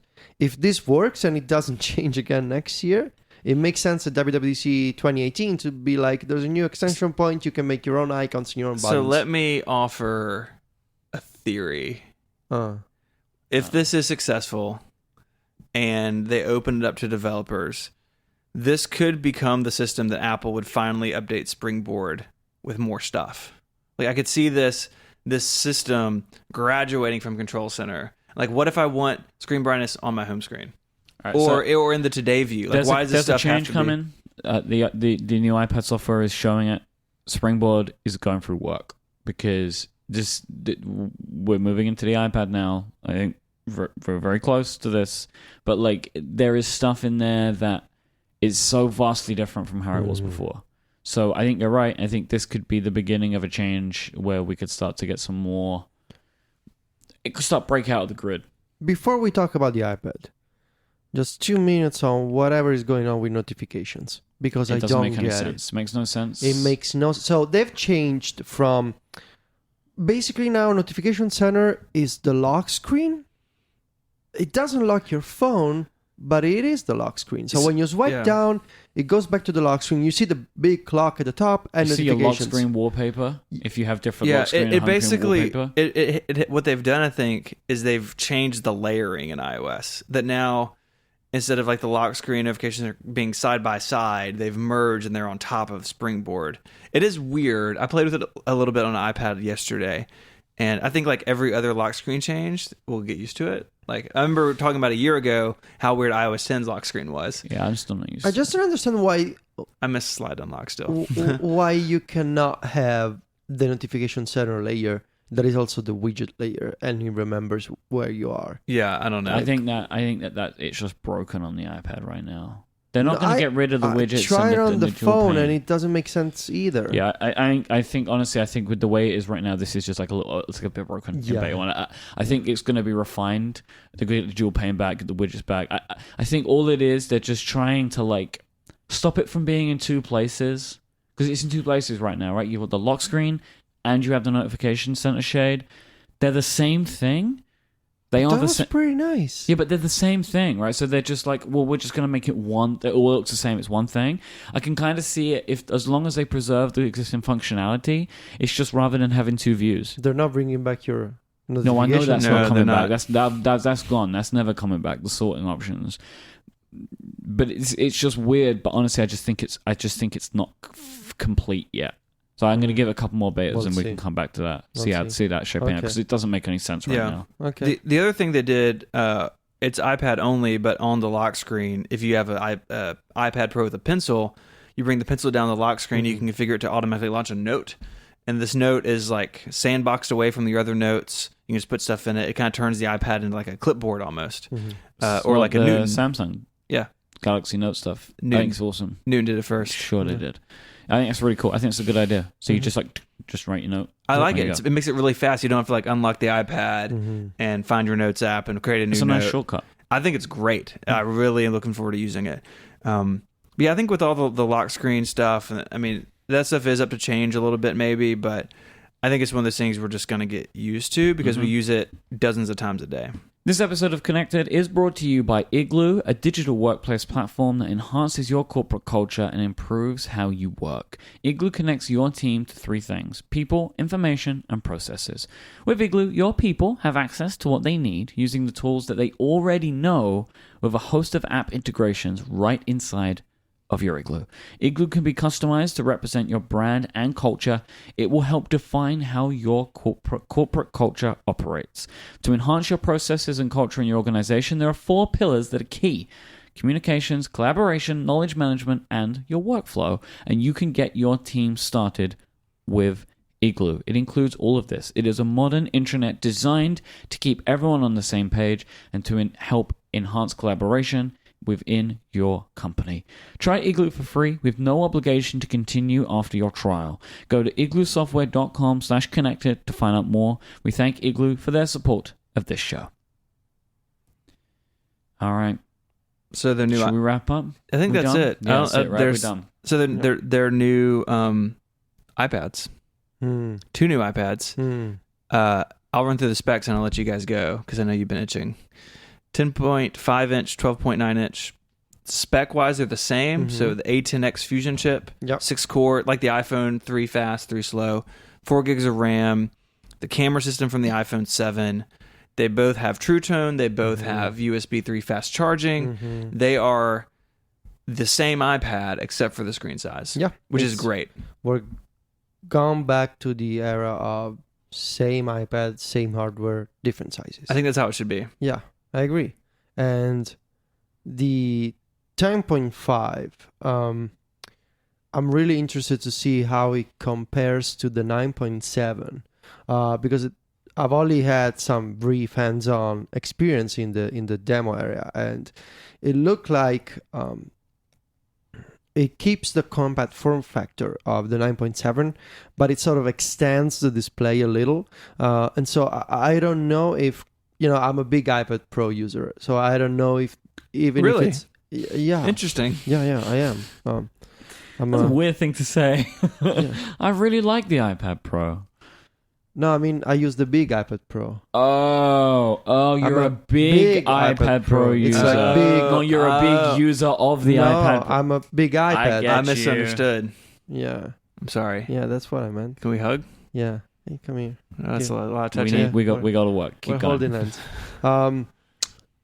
And I'm really interested to see how it compares to the Big Pro. Sort of, can I use it? Is the keyboard big enough? Is the split view big enough? Does it feel like 2 full iPad apps at the same time? Probably not. It isn't. It isn't. I mean, I've seen people talk about it, and I actually got it confirmed. That's where they differ. So the rumor had been the 10.5 inch will have the 12.9's resolution and a smaller screen, just like the iPad and the iPad mini. That is not true. The 10.5 inch iPad has a new third screen resolution that is in between. It's larger than the 9.7, but not as big as the 12.9, which is probably the right way to go. Things won't be shrunken down, but it means that split screen isn't going to be two vertical iPad apps side by side. It's going to be more like the 9.7, where we have one that's closer to the iPhone class. So yeah, that's a little bit of a mixed bag, I think. Mm-hmm. Yeah. Yeah, I really want the 10.5. Like, my hope was that the 10.5 would give me everything I wanted, but I'm not so sure anymore. Like, I think it might be that I still maintain the multi-pad lifestyle, because especially now, 12.9 with True Tone. It's going to look real good. And the 120 hertz refresh rate is going to look awesome, I bet. I'm very excited to see how that's going to look. Like, playing games at 60 frames a second. So, like I said in Nintendo Switch, right? There are times where you'll play a game, same game like Mario Kart, one time it's 30 frames, next is 60. You really see it. Like, it looks kind of like it's not real. Like, there's too much motion. Like, if you shoot video in 30 frames a second or 60 frames a second. And I expect it's going to look something like that. Yeah, but the big story is the software. It's everything we wanted. It's everything. Hi, Sierra. It's everything we wanted. Yeah, it's just they took Sierra and they polished it. Wrong. Right? Topic. Oh, sorry. And they shipped it on the iPad. Okay, so All right, I was very emotional yesterday. Yep. And there's a picture of you in the show notes already. There's the. Did you do the before and after? The two John tweets? Yeah. Yeah. Okay. Yeah, we're good. I almost do not remember that portion of the keynote at this point. I was getting worried after the iOS segment, like they were showing all these features and they kind of glossed over the iPad. And so when they said, item on our list number 5 to talk about at the keynote is the iPad, I was, strapping in and I was ready. But I think there was a moment, probably when the new dock came up, or when the drag and drop slide came up, I was like, this is happening. This is, they're doing it. The bit that made me so nervous was when Tim said this is the biggest iPad update ever. I was like, don't say that. Mm-hmm. Like, don't say it. Like, say it afterwards. Don't say it before. But it is, though, right? It is. So, me and you were talking about this, mm-hmm. right? Because there's a lot of jokes about, they just made it the Mac. And it's an easy joke. We've already made the joke. It's funny. But the thing is, what they've done, adding things like the dock, adding things like spaces, adding things like files, they've taken ideas from computing, right? So these are all ideas that exist on the Mac. These are ideas that exist on Windows. They've taken what these things are, why people need them, and then created solutions to those problems on iOS. I think it's called experience. Like, you've known how things went in the past. Yep. And you want to build upon that, because yes, maybe sometimes the solution is an old idea, but we shouldn't conflate old ideas with new implementation of those old ideas. There's a difference between taking an old idea and just making it work as it is, or as it used to be, and taking the old idea but sort of reimagining it and making it feel modern and sort of working around the limitations of the past. There's a good example, I think, of taking an old concept but making it new and making it feel iOS-y, sort of very native to the platform. And that's the Finder compared to Files, the new app for file management on iOS 11. Yep. In the Finder, companies like Dropbox have been able to sort of hack into the UI to install these custom directories with special privileges. And it's pretty great because it allows you to have a top-level Dropbox destination, and you could have badges. On iOS 11 and with the Files app, everything is just an extension point. So third-party storage companies like Box and Dropbox, and I assume Google Drive, if Google ever gets into, to work with the API. Google Drive was on the slide and it was mentioned on stage. I assume it'll work. So, we don't know that they're confirmed, but, my feelings, if they spoke about them, they at least know about it. Yeah. Apple's at least spoken to these companies. So, in the old era, you had the Finder, and if you wanted to have like a different storage service, you had to sort of do all these hacks and workarounds. Now you can have a do-over because you get the chance to reimagine these features. So you know that people are going to ask for different services than iCloud Drive. So why not just make it secure, make it safe, make it integrated into the UI and the system, and make it an extension? The best way to improve a platform like this is to just understand and accept that as Apple, you can't do it all. Mm-hmm. Like, you need help from other people. Mm-hmm. You can't just be like, iCloud's so awesome, move all your Dropbox folders to iCloud. That is a bad solution. Mm-hmm. Like, the solution is integrate it, give it a great API, make it safe, lock it down the way that you want, and then you're good to go. And it incentivizes the companies to do so. So say that Box and Google Drive do it, but Dropbox doesn't. Then it's not that Apple looks bad, it's that Dropbox looks bad. The argument that Apple is taking the Mac features and it's boring because it's just a Mac on the iPad, it doesn't make a lot of sense to me, because look at the way, for example, that we've gone from cars to electric cars. It's still a car, it's still an old idea, but it's done in a new way. And I think that's what we should understand, that old ideas are always gonna be sticking around, but it's how you make them work in practice that makes a difference. And so we were trying this morning, we were playing around with an iPad that was running iOS 11. And it's really different. I'm not sure. I mean, we'll probably come up with some, complaints or things we don't like. But overall, it feels amazing. Like drag and drop. The multitasking UI is different. You can drag and drop apps. You have a file manager. There's just so much stuff all at once. And what developers will be able to do with this, it makes me question if. I mean, I already know I'm gonna create way fewer workflows because I can now do things like drag and drop, and because files are gonna be able to, apps are gonna be able to communicate together to exchange the same file, so less automation will be needed. But I feel like it's a new beginning for the iPad, and it's sort of a 1-2 punch of you're getting the hardware now and you're gonna get the software later. And I feel like that's been very much planned. And it's what Apple wants to do, to sort of give you the new hardware and make you wait until September for a whole new story. And I'm really excited to see where they go with this. Yeah, I've just been blown away by it. Like, it's everything that we were wanting, and in ways that I didn't really imagine. Like, some of the implementation is just so good. Yeah, like the drag and drop stuff is fantastic. Like, and it looks like there might be better rich text support as well, which is just, I'm so excited about the prospect of that. I was at the State of the Union yesterday, and Adobe was showing off this demo of picking up multiple color palettes and tools from one of their sketching apps. And initially I thought, oh, well, they're just gonna pick up multiple colors and drop them somewhere else. But then what they did was they picked up with drag and drop different types. So one was a color and the other was a brush. There are two different items in terms of software. One is a color, the other is a tool. And they dropped them into a sort of a toolbar.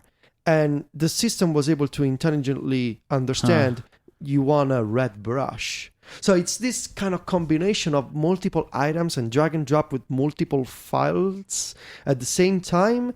And then they went into a different app and they moved multiple layers. It was really impressive.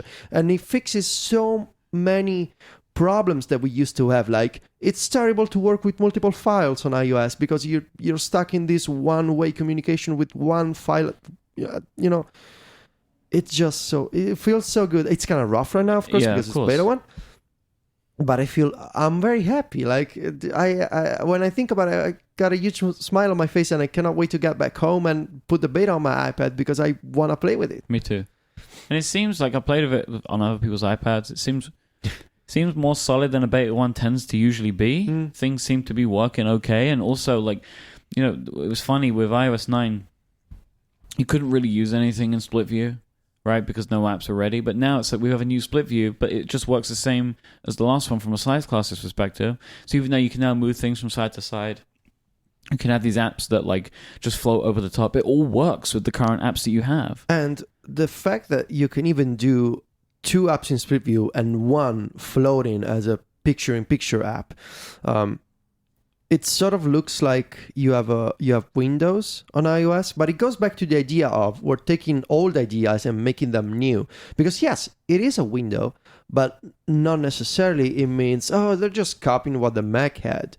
Because it's got different limitations, it's got different interactions, and it's actually much easier than a window. You don't need to care about closing the window or just resizing the window. It just floats like picture-in-picture, which arguably was one of the best iOS 9 features, to be able to take a video and make it a floating thing. And now you can do that for apps, which I think it's a really good idea. So I love the dock. Yeah, I love the dock. Spatially speaking, it's like... it looks really different, and I think a lot of our workflows are gonna change because we got 2 years to get accustomed to. We have the home screen and we have the primary app on the left, and then when you launch something, it sort of moves. On the right. And now it's all different because you have this spaces metaphor, and those 2 apps in a space are fixed in position. Yep. You always launch something else. You got a new multitasking UI, and you could put up to 13, 14 apps in the dock. Including folders. And then there's recents. And then there's Siri It's recent. proactive. Yeah, in the dock too. proactive. Like, oh, you always look at news in the morning. Let me put news in the dock for you. I mean, all right. But it's very different. Yeah. It's broken in some ways, right? Like it's broken the workflows, but they're just new ones. To say like there are things that it doesn't do that the old split view used to do, and we're just gonna have to get used to the way that works. But I think that ultimately we're gonna be in a much better position than we were previously. And yeah, like I'm very excited about this, Federico. Like, I really want to just start digging into it and playing around. The drag and drop is really, really interesting. Like, I think that professionally speaking, yesterday was one of my happiest days in my career. Yeah. Like, I was just happy. I agree. Like, no sarcasm. No, I was just happy.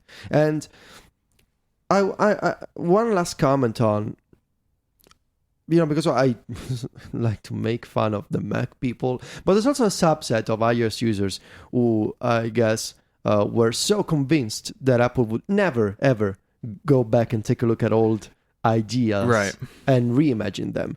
And it sort of feels like what we ended up with is somewhere in the middle. There's the old and there's the new, and we're just got to figure out what the future will look like. But I've never been more positive. Like, I feel very good about the way that Apple is splitting up these 2 OSs. The Mac has its own ways. It's set in its own interface, metaphors, and styles and workflows for power users. And the iPad and iOS are trying something new that is familiar but new. And I feel very good about that.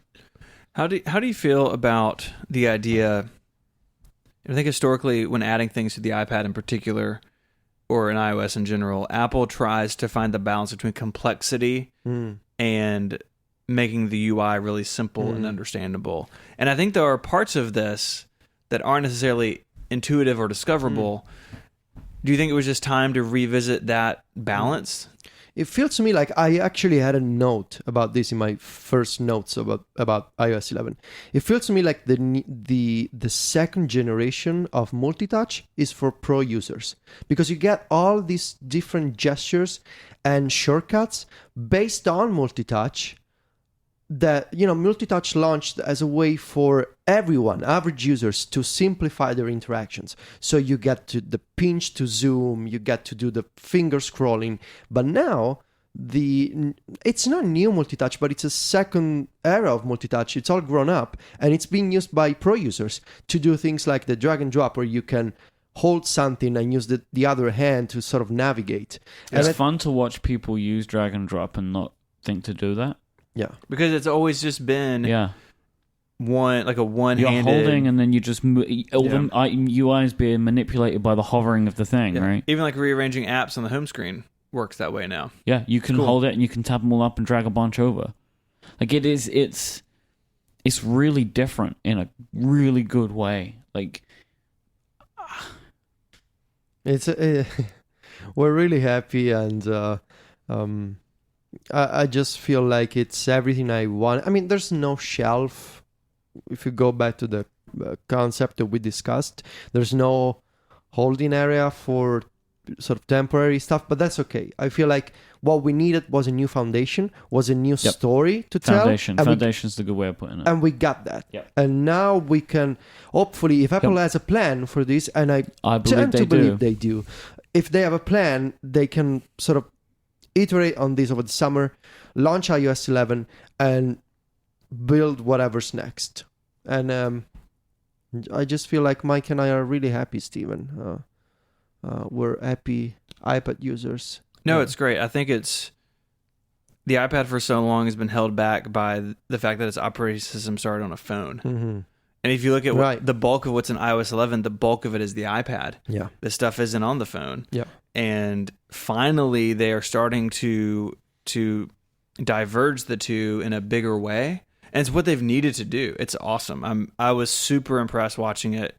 And I think even though some of the exact ideas in your video aren't here, I think the feeling behind your video has been fulfilled. I think it's great. I'm looking forward to having it on my iPad. I really am. We done? Yeah, for now. I think we got more iPad next week, right? We need to play with it. We need to play with it. I'm probably going to put it on my Big Pro. Yeah, I haven't decided where I'm going to put it yet. Yeah. And also, like, we're buying iPads? Yeah. I'm buying the big one, I think. I'm going to get the 10.5 I think I am start. I think it's very likely that I'll probably end up getting both eventually. And I'm hoping... It looks like that they're going to be available from Tuesday next week, right? Like, that's when it looks like the first ones are being delivered. I haven't ordered one. Yeah. I'm going to go to a store in London when I get home. Today. If you order today, it ships on the 14th. So it's about a week out from whenever you order, maybe. So I'm going to just try going to a store next week and see if I can pick one up in person. Because I figure the stores will start to have them probably next week. So yeah, I think it's a great looking device. We didn't talk just very briefly before we wrap up. They're new accessories for it. Oh yeah. So the smart keyboard is a little bit wider. I mean, it's got to be, right? I haven't used one, but it has to be wider because the iPad's a little bit bigger. So hopefully the keys are a little more comfortable. Comes in 30 language layouts from launch. Yeah, from launch. Unlike last time, it took like a year or something for the first international ones to roll out. 10 months. It was a long time. Yeah, a year. And some new cases, including one that's like a slip cover that the pencil can go into. And it's like a sleeve. It's yeah, really that's good what it looking. looks like. It looks like a desk pad. Like you would imagine like an old desk pad, like it would sit on a desk. Like you'd have just this leather thing that you put your pad on, do your writing on. It's like a desk set. And they have one that's just for the pencil, that if you don't want the whole sleeve, you can just kind of snap case. the pencil into. And there's a Logitech one. There's a new Logitech case. It looks like an advancement of the Create. So I looked at that. It is detachable, which looks nice. And it has a kickstand. Change the angle, yeah. It has a kickstand. Oh, it has a kickstand. But I don't know how the kickstand is like the Surface's kickstand.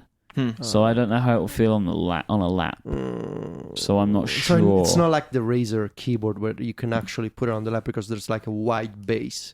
Yeah, no, it's not or like the that. Bridge. I played with the Bridge today with Jason's. It's nice. It's not like that at all. It's got a kickstand on the back of the case. I'm just saying. Yeah. So new accessories and all the sleeves and stuff I think work with both. They have them for both sizes. So I think all in all, like to sum all this up 2 hours in, thumbs up. WWDC Big keynote. thumbs up. Big thumbs up from all of us. I think this is my favorite WWDC of all time. Yeah. I'd go with that. Because the things I'm not happy about, I'm not angry about. Yeah, you're not enthusiastic about the HomePod, but I don't care because I know it's good for some people, but I just don't want it. It hasn't enraged you. I'm not like, oh, you did an idiotic thing. Like, I just think they didn't make the right call, but I'm just going to keep my Echo. Yeah. I feel like I want to be optimistic again. And I feel like I can be. Yeah. I feel like the last year's just really sucked. I feel like I can breathe now. Yeah, it's like it's just not been good. It started with last year, like iOS 10. I think we were all a little bit underwhelmed, especially if you're an iPad user, right? We were given so much promise with 9 and got nothing with 10. I feel like Mac users are happy now. They're getting products. iPad users are happy again. We're getting products. We're likely to get an incredible phone in September. Like, I'm really excited about this next year up to iOS 12. Yeah. So, I think that's it. You want to catch the show notes for this week? relay.fm/connected/145. Thanks again to Hover, Mac Stadium, and Igloo for supporting the show. You want to find us online? Steven's at 512pixels.net. He's at ISMH. Federico is at macstories.net. He is at Viticci, Viticci. I am at iMike, IMYKE. We'll be back next time. We won't be together, though, so it probably won't be as funny. I don't know. We'll see. Until then, say goodbye, guys. Arrivederci. Adios.